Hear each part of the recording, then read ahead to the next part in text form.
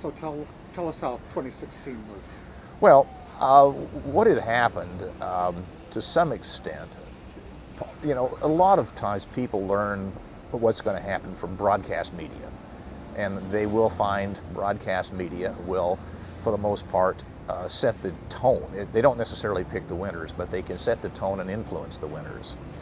But what I think happened first in the Republican race, start out with 17 candidates. And that's way too many to seriously cover.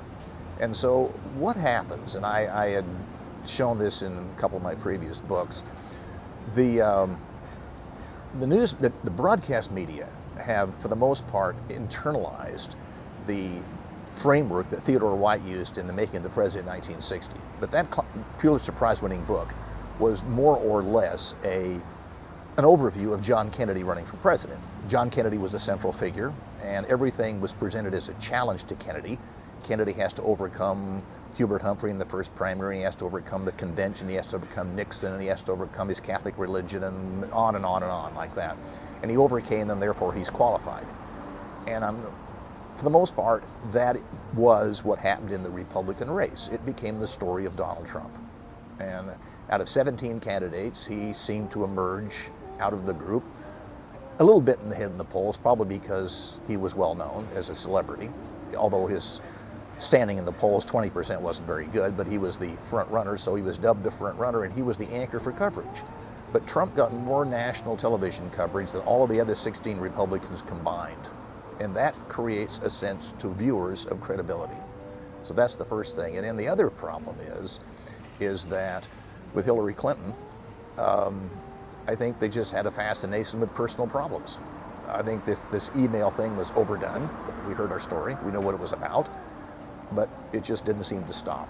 And so I think to some extent that is what happened. But I had shown that in some previous work in which if somebody is identified as the front runner, becomes a story of them. The narrative on the other side possibly is the troubles that they're undergoing. But I think that was what happened. And I think in the general, where the pollsters missed it, I think what happened was that they discounted the undecided vote. But you often find a political campaign, you're going to find undecided votes, but they don't all mean the same thing. An undecided vote in, say, September of a presidential election campaign is not the same as an undecided vote for a school board election a week before the campaign starts. In a school board election, undecided means I don't know who the candidates are. I know nothing about them. Undecided at the stage of, say, fall in a presidential campaign actually means something. It means I don't like any of them. That's why I'm undecided. I don't like any of them.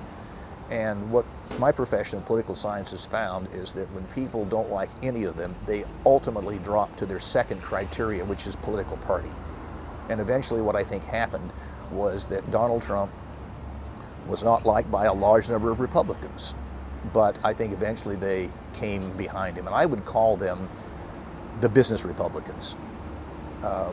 Not people who were in his white nationalist agenda or whatever else you might want to call it, but I think the kind of person that you would find at a Chamber of Commerce meeting, a business owner, people like that, Republicans, uncomfortable with Trump, did not like Hillary Clinton, and eventually reluctantly came around to Trump. And that was what happened. But ultimately, Hillary Clinton didn't change a bit. All of the proclamations, the fake news, the Russian interference, the Comey, she hit 48% in the polls in July.